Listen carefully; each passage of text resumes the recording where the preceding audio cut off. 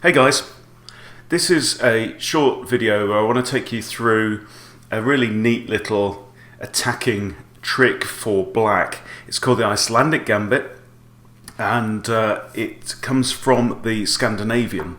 So I'll link to my video on Scandinavian. So Scandinavian is basically, in response to white playing e4, you play d5.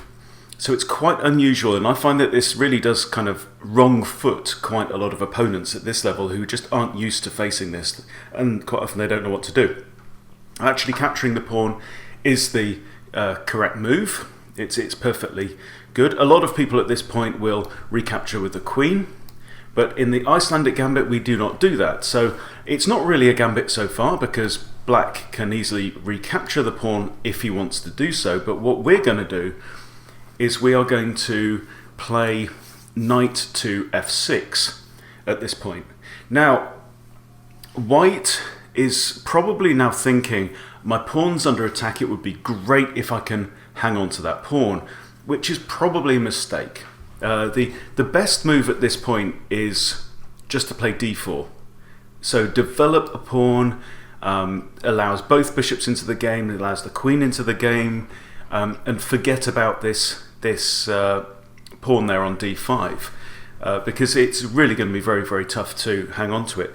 But quite often you'll see, say, knight coming out to c3, in which case you can go ahead and capture the pawn. If the knight recaptures, it's almost like testing white to say, are you really defending this pawn? Is that why you've moved your knight there? So you can capture the pawn with a knight anyway, and if white captures, then you can capture with the queen. Same thing, if the bishop comes out to c4, you can capture, just go ahead and grab the pawn. Okay, but in the Icelandic Gambit, what you're really looking for is white trying to defend the pawn by playing c4. And this is what we are looking for. Now, you don't see this very often, but if you do, I want you to be ready for this because it's really cool. So what we play next is e6.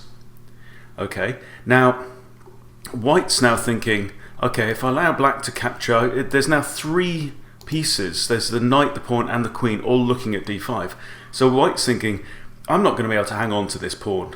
And if I allow it to be taken, I recapture, I could lose two pawns. So what you want is white to take, which will quite often happen in this situation. Now the continuation is that you recapture the pawn on e6 with your light squared bishop. Now look at the situation already. So we are 4 moves in. Black is a pawn down, but has 2 minor pieces out in the board, whereas white only has 1 stray pawn there on c4, which is starting to look a bit stupid. It is defended by his light square bishop. Now, what you're looking for, the trick here in the Icelandic Gambit, is to move the queen at some point to e7. Okay, because there's now a completely open file all the way down the e file, totally open. So if you can move your queen there to e7 and then move this bishop, there's lots of interesting ways that you could find to attack with the discovered check on white's king. So in this game, white is continuing to be concerned with protecting his pawn. This move itself is a little bit unnecessary. The pawn is actually already defended by the light square bishop, so this is a little bit superfluous, and yeah, maybe you could argue that it lets the dark square bishop out into the game, but by the same token it's blocking off a route for white's queen. Anyway, so I'm playing with black pieces. I decide to get my dark squared bishop into the game, pointing it, stick it there on b4, so it's pointing at black's king. It's preventing the d2 pawn from moving. That pawn is pinned, and it also then enables me to castle kingside if I want to do so. So it's a pretty early kind of quick development, early opportunity to castle. White decides to kick the bishop away. I just nudge it back there to c5. White kicks the bishop again. Obviously the danger here is if I were to move this bishop back to b6, then c5 would follow and the bishop would be trapped and wouldn't be able to get away. So I move the bishop forwards, continuing the theme of attacking, and now it's threatening white's rook, so white has to move the rook. Then I realised that this pawn here on c4 is actually pinned because the rook is now in line with my LightSquared bishop, so I play b5 to try and see if I can tempt white into capturing. White is too wise for that and moves the rook out of harm's way. Now I quietly stick in the queen to e7 move, preparing for a discovered attack on the king. And the previous few moves have really been kind of trying to hide this, and so that I could, maybe I want white to think maybe that I'm intending to move my knight out of the way and maybe castle queenside, I don't know. But I'm really hoping that white now doesn't notice that, and I mean it's fairly easy to defend if they notice it. They could move the bishop or the knight there to e2. That's not a huge issue. Now white decides to grab what looks like a free pawn, but of course there's a sting in the tail of all of this. My bishop comes out, discovered attack. The bishop can now attack a rook, which is all great. White is forced to block the queen, so I can grab a rook, so I'm now up an exchange.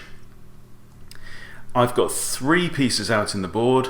I'm looking in a much better position, and material is technically equal at this point, but white's pawns are in a real state here on this right hand side of the board. I decide to keep attacking, why not? So I'm attacking now f2 with both my knight and my bishop. This is a blunder because it just allows the knight to come in, and this can very often happen when a player has seen their position kind of shredded, that they can make some blunders. I think that in fact keeping the king there, not really an option. I mean, you could have pushed the pawn, and then that would have probably prompted the knight to come in, and then moved the rook, and he might have been okay. But king to d1, big mistake. Knight comes in, grabs a pawn with a fork, grabs the rook as well. White brings his knight into the game. I'm figuring I'm up on material now, so I might just as well swap some stuff off. So I exchange, white recaptures, I castle, queen comes in, I develop my remaining knight, connecting my rooks, and from this point on it should be pretty much of a formality. White moves the pawn so that the queen can attack can capture the knight. I move in, threatening a check with a fork here on d3. White goes ahead and grabs the knight. I'm still 1 piece up, but look at the state of these pawns here. They really are. There's no structure whatsoever. There's no protection really for White's king. So this is a horrendous situation here for White. I go in. This is going to force the king to move again. King moves, and then I go in with another fork. And which is pretty much forced actually, because the king can't go to f2, has to go to d1, and when that happens the queen is lost, and that's really the end of the game. So if you like these attacking dynamic gambity kind of openings, then keep a lookout for this situation. So e4, d5, pawn takes, then the modern variation of the Scandinavian, bring the knight out to f6, and if you see this pawn coming out to attack, then offer the gambit with e6. It's also possible to do the same thing. For example, if the LightSquared bishop comes out to defend the pawn, you can still progress in a similar way. Push the pawn, let it be taken, and then recapture with your LightSquared bishop. There are definitely opportunities with that, but I like playing this when I get the chance to do so. Maybe you want to give it a spin as well, and hope you have some luck with it.